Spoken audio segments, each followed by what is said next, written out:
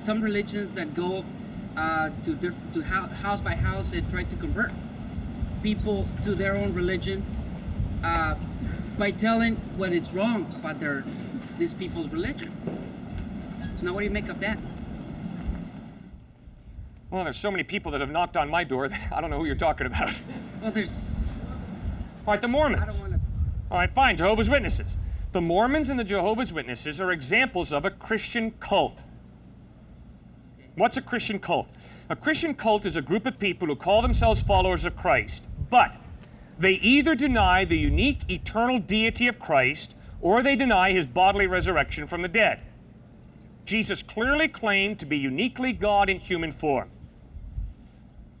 And a Christian cult will say, no, he was a good prophet, or he became God, or he's God and we're all going to become God.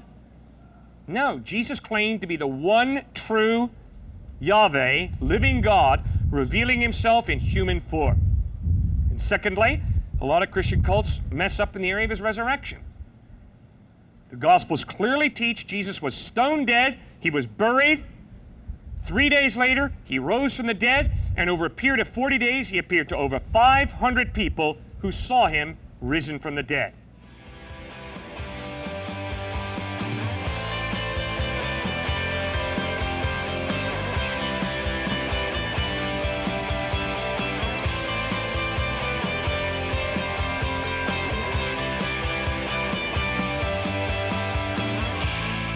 How do you know that there's a God and that there's demons? How do you know that? Where's your evidence? Okay. The reason that I believe God exists is because the evidence of the order and design of the cosmos points to some type of intelligent mind. Fine, it evolved that way. How do you know that there was some intelligent hand shaping it? Okay. Did God give you the blueprints for the universe? Okay. I cannot prove to you that this man has a rational mind. But the evidence of his articulate speech, we've talked earlier, convinces me that between his two handsome ears lies a rational mind. I've never seen his mind, I've never proven he has a mind, but his articulate speech, the way he dresses in an orderly way, convinces me that between his two handsome ears lies a rational mind. In the same way, I cannot prove that God exists. But the order and the design of the cosmos points me to some type of rational mind, the same way his articulate speech, his orderly dress, points me to some rational mind between his two handsome ears. Uh-huh. Do you follow that line of thinking? I think so. Great. That's the first reason I believe God exists. The second reason I believe God exists is because I am convinced that racism is wrong. I am convinced that racism is not wrong because I'm a liberal, enlightened white man, as James Baldwin pointed out. I am convinced that racism is absolutely wrong because this man and I are both created in the image of God. And if I look down on him because he is of a different race than I am, that is basically attacking God and saying, God, when you made this man, you did a lousy job. And that's a lie. When God made this man, he did a wonderful job. And this man has an innate value that doesn't come from the United States Supreme Court. And I don't care what the Dred Scott decision was. Because his value and my value have nothing to do with what society says. White South African society, American society at the time of Dred Scott, his value and my value had to do with the fact we're created in the image of God. Moral absolutes, justice, the dignity of life, points me to some type of God who gave this man and who gave me value and dignity.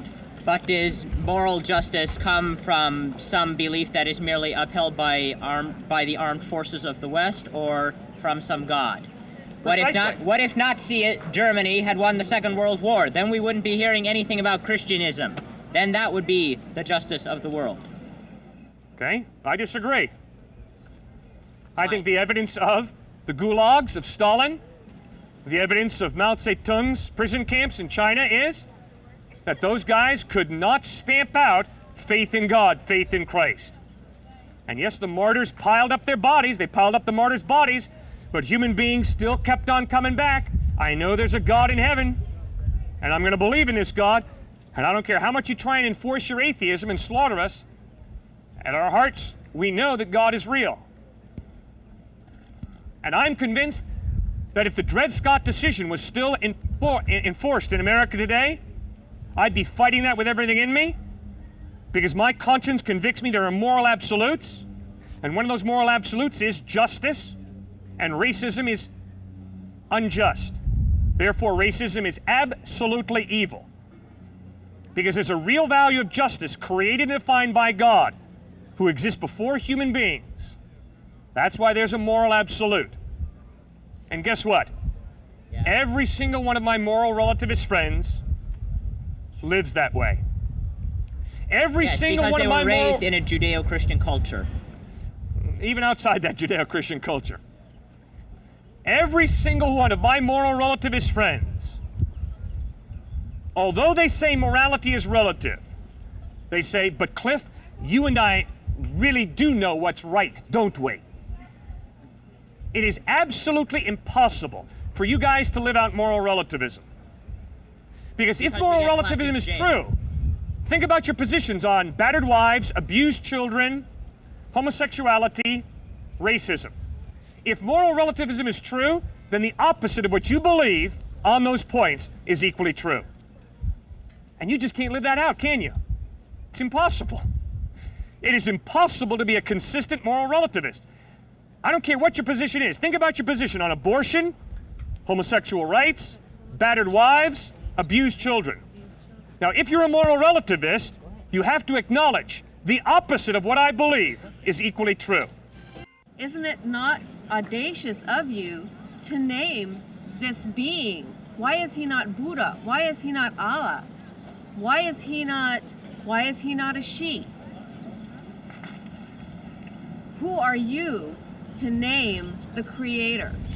Great question. I have not named the creator. You have named him gods many, many, many times since I've been standing here. That is not an act of my creativity. God has revealed himself as Yahweh Jehovah through the Hebrew prophets. And when God wanted to reveal himself most clearly, he became a man, and his name was not Cliff. His name was Jesus of Nazareth. That was the child of God. No, Jesus. Not God. Jesus claimed to be God in human form. As according to something he told you personally? No, he repeatedly, by both his words and his actions, approximately 2,000 years ago, claimed to be God. From a book that has been translated so many times that it does not image its original text, which originally could have been a story of moral code, not the Word of God. The New Testament that we have in English today. New Testament. That's right, the New Testament. The newest one is called the book. Where does it stop? 27 books from Matthew to Revelation that we know as the New Testament has not come down to us through the Latin Vulgate, the French and the Spanish, and other translations. The New Testament that we have in English today is based on over 5,200 Greek manuscripts or pieces of manuscript, dated from the 1st century through the 10th century. Ma'am, we don't have the New Testament through a bunch of different translations. Is it not translated by a human being, not in its original form? Many of the words cannot be directly translated. Well, Again, I had to learn it. To say that it is not originally a storybook, that we have decided, some people have decided to put into a position of the way you should lead your life and who you should bow your head to. I do not disagree that looking around us, you should see that there is some blueprint to this creation. But who are you to stand here on our campus to tell us that it's your God? I am a beggar who has found where living bread is in a personal relationship with Jesus Christ, and I've come to tell fellow beggars where they too can find bread in their own relationship with Jesus. They know that they can go to church. Great. I've been invited here by a group of students to speak. I'm exercising my right as an American to free speech. I'm not telling you to believe in Jesus because of me. I'm telling you guys, go to the source documents, the historical narrative The Gospels of Matthew, Mark, Luke, and John, study them for yourself and ask yourself, does not the historical evidence point to Jesus being a reliable source of information about God? But in the history books that we study, you can go back to the places of history and you can see where these things occurred. Yes. Can you do that with the Bible? Absolutely yes. Bethlehem, Nazareth, Jerusalem, Rome, Sea of Galilee, Sea of Tiberias, all of the... Those are places. I'm talking Geographical about names. the people involved in the Bible. I can find tombstones. I can find death certificates. I can find birth records. Well, good. You can find a lot of different people who wrote about Jesus of Nazareth. Josephus, the Jewish historian, Pliny, Tacitus, Suetonius wrote about Jesus of Nazareth. The Mishnah includes hostile references to Jesus. Then they knew him. Yes, they knew This is about what him. No. I'm saying they knew him. No, they did not know him. Okay, then it's a hearsay knowledge. Matthew, Mark, John, Peter, James knew Christ, and they wrote about him. They wrote about a Christ. They wrote about the man they knew, Jesus of Nazareth, who they saw live, Are you teach, sure die on a it's cross, not and rise a from the dead. storybook? Pardon? Are you sure it's not a storybook Yes. of morals? Yes, I am. How? Well, first of all, I apply 4 tests to any document that claims to be historically accurate. I never blindly accept any document as historically accurate. I hope you do the same. I hope you have your own tests. Yeah, I know how to. Yeah. Good. I'm What are your educated. tests that you use to determine historical reliability of a document? What are those tests? I don't do that. I don't go into historical reliability. I'm asking you. I thought you just said you do that. No, I do check the reliability Good. of a How do you document. do that? How do you check the reliability of a document? Based on its authorship, based on the authorship's background. There's a number of different ways of finding out whether or not what something says is full of bullshit or not. There's a scientific method for one. What's the scientific method? How do you scientifically determine whether Napoleon fought the Battle of Waterloo? How do you scientifically determine whether Lincoln was assassinated by John Wilkes Booth? How do you scientifically determine whether Washington was inaugurated first president of the United States? How do you scientifically determine that Genghis Khan ever walked the earth? Not one shred of touchable, tangible, provable evidence in thousands of years. Not one shred of evidence. All We right. go to a university where we use facts to argue rationally. We use facts to prove things. You know, we use evidence, we experiment, we test. You can't give us one shred of proof that your mythical Middle Eastern war god exists. All right, would Answer you please that. prove to me that this woman has a rational mind? Rational mind? I don't know that for certain yet. I haven't talked with her long enough. I don't even know her. Good. But if you did talk with her long enough, and if you listened to articulate speech flowing from her lips, although you could not prove that she has a rational mind, based on the evidence of her articulate speech, you would act and live your life as if she did have a rational mind, would you not? No, not necessarily. I'd have to put it to experimental proof. Stop lying to yourself and to me. I'm not lying You to sure anyone, are. pal. Fine, Like I then said, give me- hey, get back to the Prove point. to me that- no, I'm- Prove! Prove your God exists. Don't be talking to me about some woman who I don't even know. That was the point. You're getting way off the point. No, I'm not Proof! getting off. I'm trying to show many you how times does it have to be intellectually naive said? you are Evidence. in standing out here saying, unless you can prove something, you don't believe it. Rubbish. I You heard cannot many prove things that that I anybody can has a prove. rational mind. You believe they've got rational minds. Why? Not because you can prove it, but because the evidence of the way they speak in an articulate way, the evidence of the way they dress in an orderly way, points to the fact that between their two beautiful ears lies a rational mind. But you can't prove squat, sir. You call that orderly? Yeah, I sure do. Well, that's a matter of subjective opinion now, isn't it? Oh, yeah? Well, I can promise you that when UC Santa Barbara decides who they're going to accept as students, they don't just engage in a crapshoot. They look at SATs, they look at GPAs. Right. Well, let's see. And they say, let's see have God's you G- displayed let's the see God's academic GPA and his excellence to SAT make it in scores. here? Then maybe he'll get into UCSB. Right. So although they can't prove that that student is brilliant, the evidence of their academic record is that through high school and by taking SATs and doing well, they can thrive in this academic institution. Tangible proof that can be read, can be seen, can be felt, can even be tasted if you want to eat it. When have you tasted, felt, or saw someone's rational mind? You haven't. The evidence is that people have rational minds. Based on that evidence, you believe that they have rational minds. You don't prove it. That still remains to be seen in this day and age. With Fine. Do you bring a wars chemistry and kit every time you go down to eat dinner at a exploitation restaurant? of You don't prove things in life. Sure You I don't do. bring your chemistry kit to the cafeteria to chemically analyze the food before you eat it.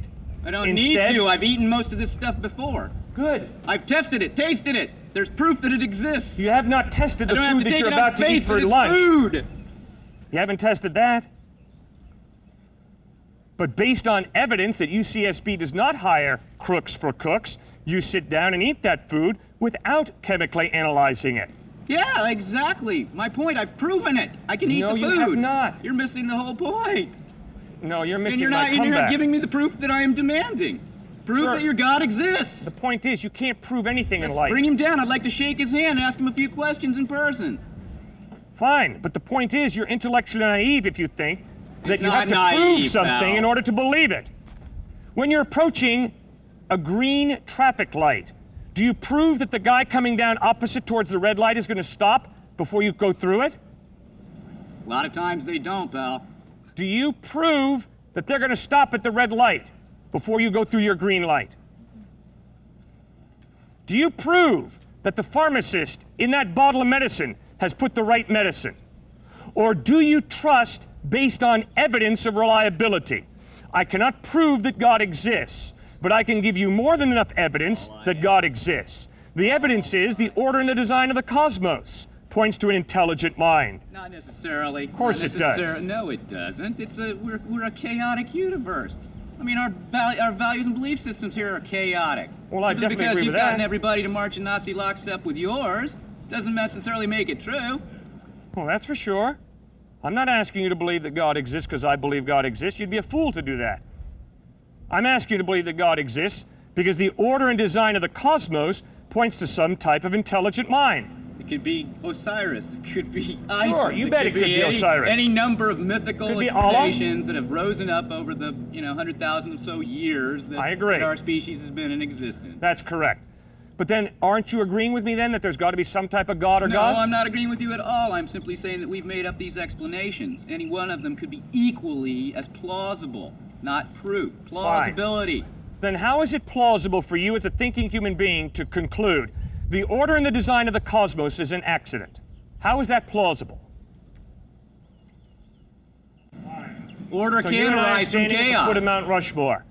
And now while we're standing at the foot of Mount Rushmore, I say, wow, look at the way the water has dripped down the rock face there. By golly, that's the head of Washington. Oh, isn't that Lincoln? Man, that's Jefferson, and there's old Teddy Roosevelt. Isn't it incredible the way the water just sort of eroded away those heads on Mount Rushmore? That is Go to the absurd. library and check out That the is books with totally the photographs brainless of to the believe people that. carving it. Take 10 pennies, number them 1 to 10, put them in your right pocket, pull them out sequentially. I ain't standing around holding my breath waiting for you guys to pull it off. If you can't do something that simple, how on earth can you argue for the plausibility that the human eye, the human central nervous system, the quote laws of nature are a cosmic accident? Really? That's like the unabridged dictionary being the result of an explosion in a printing factory. No, it does not happen that way. You do not get order and design by chance out of chaos. Order and design points to some type of intelligent mind. No, not necessarily. As I just said, order can arise out of chaos. Chaos means no intelligent design behind it. Oh, really? Give me one example out of your life where order comes about by chaos. Like the shirt, or the glasses, or the watch that you're wearing. Hey, it's an incredible accident I found on the side of the road today, isn't it? Boy, oh boy, isn't it amazing the way the glass just sort of flew into place? The metal just sort of came together. The extra pieces of metal just sort of fell off. And lo and behold, as a result of the impersonal plus chance plus time, we had a wristwatch. Amazing accident, isn't it, guys? Incredible discovery on the side of the road today. So then what do you suppose that intelligent mind to be? I'll give you that. What do you suppose the intelligent mind to be? Good. All right, so now you've moved to be a theist, right? There's some type of God out there, or gods. There's some type of intelligent mind, For the right? sake of the argument. Well, no, I'm not out here for the sake of the argument. Well, what are you going for? I mean, I'm out here It's kind of easy to praying like blazes that you'll put your faith in Jesus Christ. Okay. And if you're really an atheist, I want us to move from atheism to theism. Well, how can you prove that Jesus Christ is, or God is, or what have you, is the ultimate being that's necessary for all ordered systems? All right, guys, I cannot prove anything. All right, you answered my question. I'm out of here. All right, have a good day. All right, I can't prove anything. And guess what? Nobody can. To prove means to show it cannot be another way. I can't prove to you that my taste buds are telling me the truth when they tell me the milk is sour.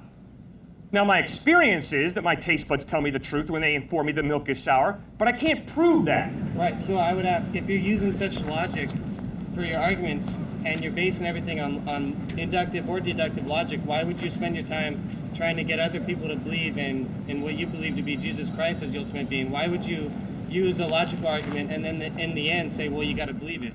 No, that's not in the end what I said.